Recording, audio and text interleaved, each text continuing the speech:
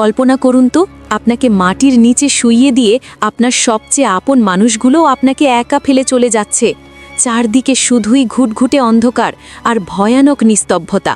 ঠিক সেই মুহূর্তে যদি হঠাৎ একটা তীব্র আলো আপনার দিকে এগিয়ে আসে, কে সেই আলো?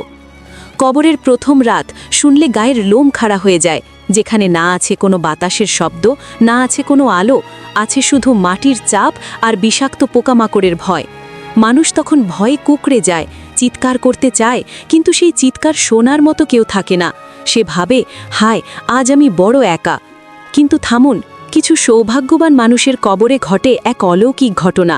সেই নিকষ কালো অন্ধকারের বুক চিরে হঠাৎ জ্বলে ওঠে এক নূরের আলো। মানুষের আকৃতি ধরে সেই আলোটি মৃত ব্যক্তির শিয়রে এসে দাঁড়ায়। মৃত ব্যক্তি অবাক হয়ে প্রশ্ন করে, এই ভয়ঙ্কর বিপদের দিনে তুমি কে? যখন সবাই আমাকে ছেড়ে পালিয়েছে, তুমি কেন এসেছ? উত্তরে সেই নূরের অবয়বটি মায়াবী স্বরে বলে, ভয় পেও না। দুনিয়াতে যখন তুমি ক্লান্ত হয়ে ঘুমাতে যেতে, আমি তোমার ঠোঁটে লেগে থাকতাম। আমি পবিত্র কুরআন, আমি তোমার তেলাওয়াত করা সূরা আল ওয়াকিয়া। তুমি দুনিয়াতে আমাকে ভুলোনি, তাই আজ কবরে আমি তোমাকে ভুলিনি।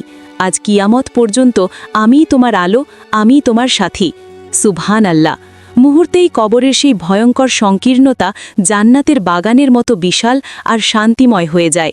রসুল সাল্লাল্লাহু আলাইহি ওয়াসাল্লাম বলেছেন, সূরা ওয়াকিয়া মানুষের রিজিক বাড়ায় এবং কবরের আযাব থেকে মুক্তি দেয়। দুনিয়ার সব বাতি একদিন নিভে যাবে বন্ধু, কিন্তু কুরআনের এই আলো আপনাকে অনন্তকাল পথ দেখাবে। আজ থেকেই কি শুরু করবেন না নিজের কবরের ঘর গোছানো? আল্লাহ আমাদের সবাইকে কবরের অন্ধকার থেকে রক্ষা করুন। ভিডিওটি শেয়ার করে অন্তত একজনকে এই আমলটি সম্পর্কে জানার সুযোগ করে দিন। হয়তো এর উসিলায় আপনার নাজাত হতে পারে।